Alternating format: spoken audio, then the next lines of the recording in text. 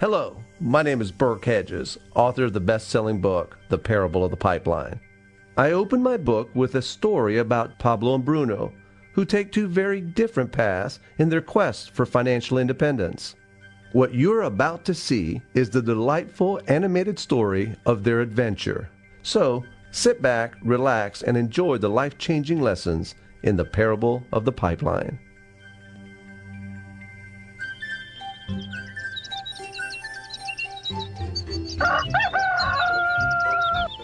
Far away, in a small village, near a beautiful valley, lived two friends, Pablo and Bruno. They were both young and dreamed of a better life for themselves.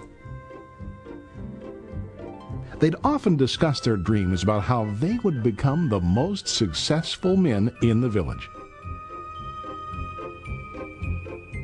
They weren't afraid of hard work, and they searched for opportunities to help realize their goals and achieve their dreams. One day, an opportunity presented itself.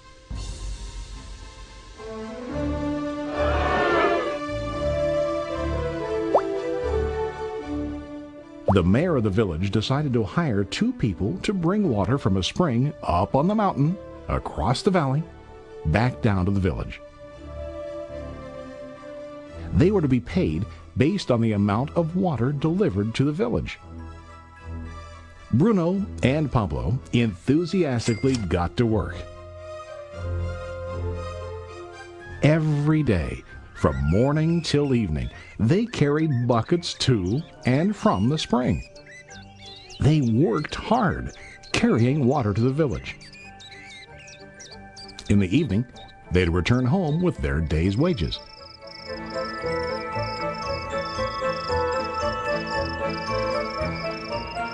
Bruno was satisfied with his work and the money he earned.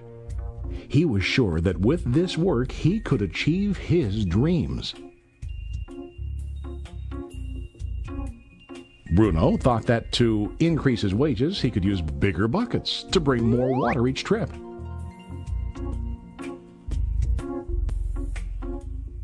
He believed with a larger income he would soon be able to buy a cow and the house that he dreamed about.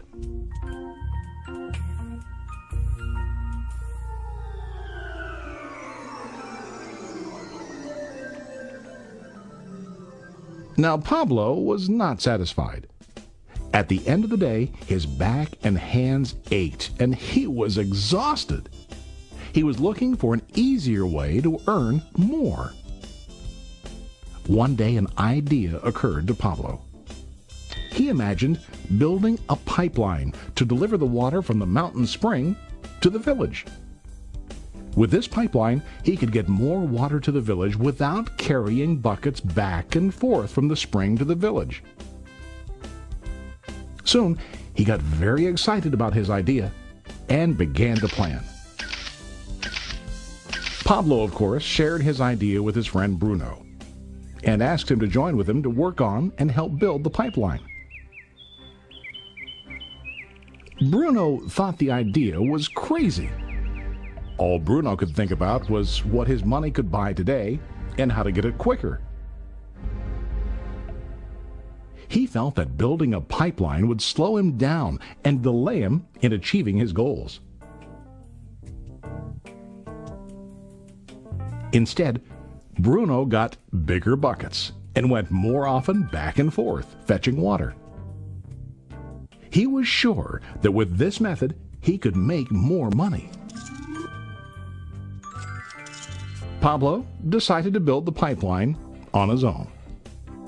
He understood that it would not be easy to build, and it would take time to complete the pipeline.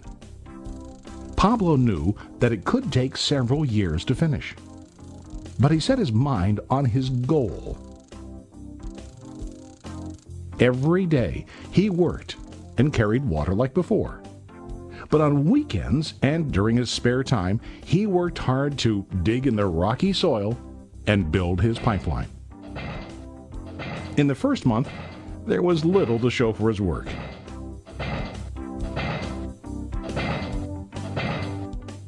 Bruno and the villagers laughed and teased him. They called him Pablo the Pipeline Man. During this time, Bruno's income doubled. He already bought a cow and a bigger house. His lifestyle changed. He now spent time after work in the bar, enjoying his hard-earned wages from delivering water.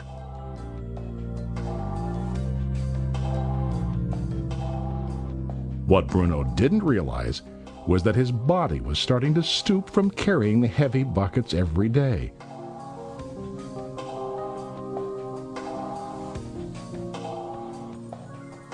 His face looked worn and his body tired. Soon, he began to carry less and less water due to the wear and tear on his body.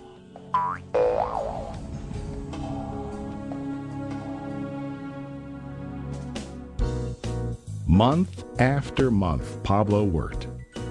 Soon a year passed, and then a second year. Finally, Pablo finished his pipeline. He now used his pipeline to deliver water to the village instead of carrying buckets. Pablo was now earning more money than ever before. The water continued flowing to the village, while Pablo wasn't working. While he slept and ate, the water flowed. Pablo was happy and proud of his insight, persistence, and hard work. Now his income flowed as long as the water flowed through his pipeline.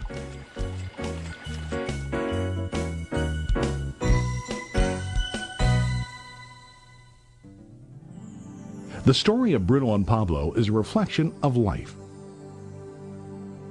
Their jobs symbolize what most people do to earn money. Bruno gets his money using buckets. He goes back and forth, carrying his buckets from the spring to the village in exchange for money. To increase his income, he either has to go more frequently to the spring or to use larger buckets. It's common in real life to increase our income by working harder. For example, working overtime or getting a second job. We also increase the size of our buckets by accepting a higher paying position, which often includes spending more time on the job. Most of us exchange time for money like Bruno. We know that every person has only 24 hours in the day and that it's not possible to use all our time to work.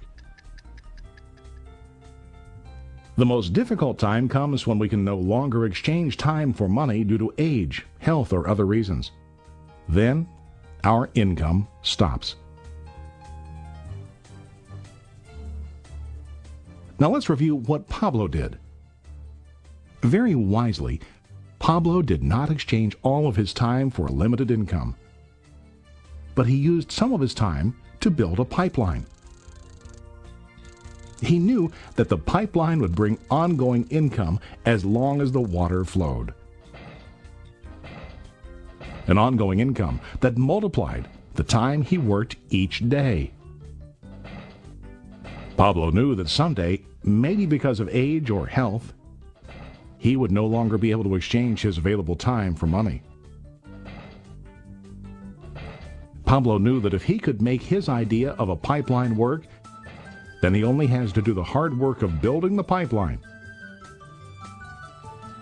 After the pipeline was completed, Pablo was able to monitor and maintain the flow of water to ensure that his income will continue. Pablo has shown us that to earn an income, we don't always have to directly exchange time for money.